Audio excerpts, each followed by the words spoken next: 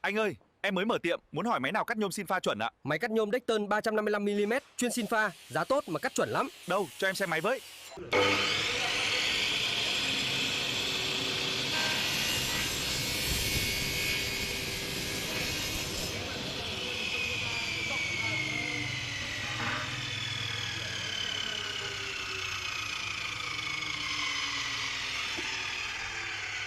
Khít rồi đấy.